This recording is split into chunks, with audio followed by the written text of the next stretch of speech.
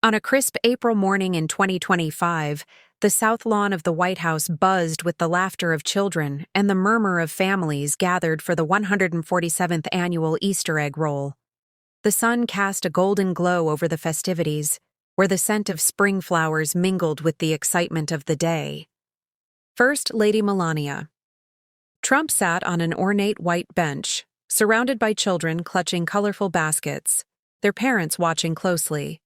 She held a book in her hands, having just finished reading Bunny with a big heart to the group, her voice soft but clear, carrying a warmth that drew the children closer.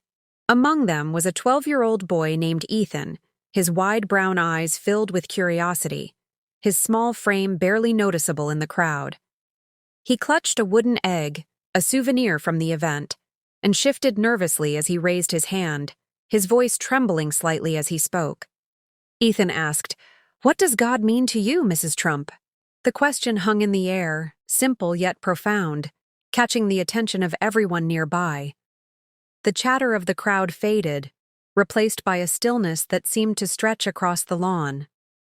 Parents exchanged glances, some raising their eyebrows, others leaning in, intrigued by the unexpected interruption. Melania paused, her gaze settling on Ethan with a tenderness that softened her usually composed expression. She set the book down on her lap, her hands resting gently on its cover, and took a deep breath, as if gathering her thoughts for a moment that felt far larger than the festive occasion. Melania began to speak, her voice steady but filled with an emotion that seemed to rise from deep within her. "God, to me, is the source of all light and love in this world," she said. "He is the strength that guides us through our darkest moments, the hope that lifts us when we feel we cannot go on, and the peace that fills our hearts when we trust in His plan." The audience listened, their curiosity piqued by the sincerity in her tone. Melania continued, her words flowing with a conviction that seemed to anchor her. "I was not always so certain of this," she admitted. "Growing up in Slovenia, my family was not deeply religious. We believed, yes, but faith was not something we spoke of often. It was a quiet part of our lives, something we turned to in times of tradition, like Christmas or Easter, but not something that shaped my every day." She paused, her eyes scanning the crowd, taking in the faces of the children and their families, all of whom were now hanging on her every word. Ethan sat cross-legged on the grass, his gaze fixed on her, his small hands still clutching the wooden egg as if it were a lifeline. Melania's voice softened as she went on. "When I was a young girl, maybe a little older than you, Ethan, I began to question what I had been taught. I wondered if God was real, if He truly cared about us, or if He was just a story we told ourselves to feel less alone in the world." A murmur rippled through the crowd, a mix of surprise and intrigue. Some of the parents shifted uncomfortably, unsure where this was going, while others leaned closer, drawn in by the vulnerability in her words. Melania's expression remained calm, but there was a flicker of something deeper in her eyes, memories perhaps of a time when doubt had weighed heavily on her heart. She continued, her voice steadying as she spoke of a turning point. "When I was 16, my grandmother became very ill. She was the heart of our family, the one who always knew how to make us laugh, even on the hardest days. I watched her suffer, and I felt so helpless. I remember sitting by her bedside one night, holding her hand, and asking her how she could still smile, how she could still find joy when she was in so much pain.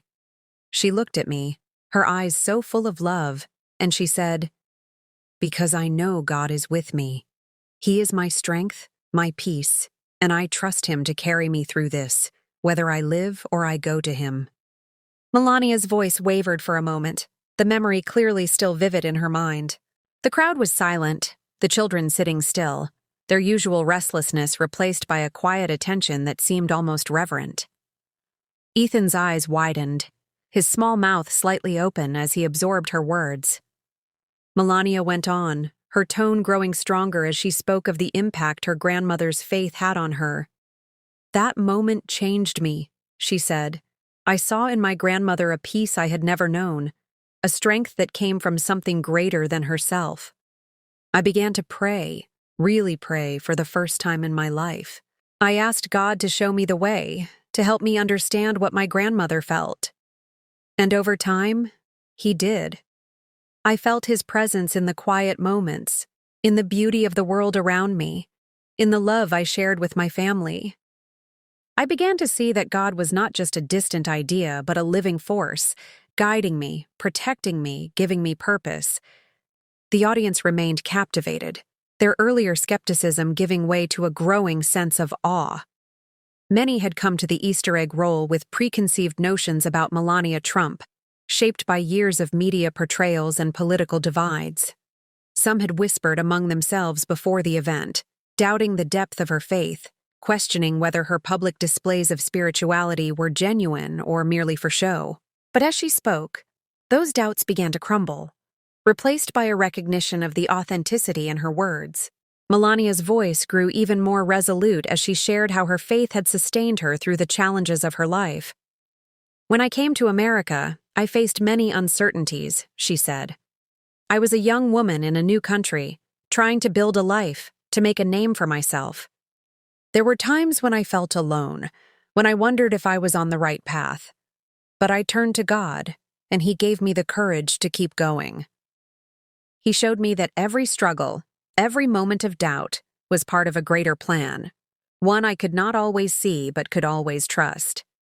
She leaned forward slightly, her gaze returning to Ethan, who was still watching her with rapt attention. "When I met my husband and we started our family, my faith became even more important," she said.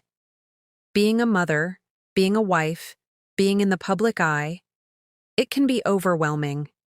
But I have always found strength in God. I pray every day for my son, for my husband, for our country. I pray for wisdom, for grace, for the ability to be a light in a world that so often feels dark." Ethan shifted slightly, his small hands loosening their grip on the wooden egg as he listened. The other children around him were equally engrossed, their eyes bright with curiosity, while their parents stood in stunned silence, moved by the depth of Melania's reflection. She continued, her voice now carrying a quiet power that seemed to fill the space around her. "And during the hardest moments of my life, when I have faced criticism, when I have felt misunderstood, when I have worried for my family, God has been my refuge. He has reminded me that I am never alone, that His love is greater than any challenge, greater than any fear." Melania paused, her eyes glistening with unshed tears, though her expression remained composed. She looked at Ethan again, her voice softening as she addressed his question directly. "So, Ethan, when you ask what God means to me, I can tell you this. God is my foundation, my guide, my hope. He is the reason I can stand here today, the reason I can face each day with courage and love. He is the light that never fades, no matter how dark the world may seem." The crowd was utterly silent, the weight of her words settling over them like a gentle wave. Ethan blinked, his small face lighting up with a shy smile, as if her answer had unlocked something within him. The parents around him stood frozen, their earlier doubts replaced by a profound respect for the woman before them. Many had come to the event expecting a light-hearted morning of games and stories, but Melania's response had transformed the moment into something far deeper, something that touched their hearts in a way they hadn't anticipated. One mother, standing near the back of the group, wiped a tear from her cheek. Her earlier skepticism about Melania's faith replaced by a newfound admiration. She had whispered to her husband earlier that morning, questioning whether the First Lady's public displays of spirituality were genuine, but now she felt a pang of guilt for her assumptions. A father nearby, who had initially scoffed at the idea of Melania speaking on faith, now nodded slowly, his arms crossed, but his expression softened, as if seeing her in a new light. Melania smiled gently at Ethan, her eyes warm with encouragement. "Thank you for your question," she said. "It is a beautiful one, and I hope my answer helps you on your own journey." Ethan nodded, his smile growing as he clutched his wooden egg a little tighter, a sense of wonder in his eyes. The crowd remained quiet for a moment longer, the impact of Melania's words lingering in the air. Then, slowly, a few parents began to clap, their applause growing as others joined in, until the entire group was applauding, their hands coming together in a wave of appreciation. The children, sensing the shift in the mood, began to cheer as well, their voices rising in a joyful chorus that echoed across the south lawn. Melania stood, smoothing her light-colored coat as she nodded graciously to the crowd, her composure unwavering despite the emotion of the moment.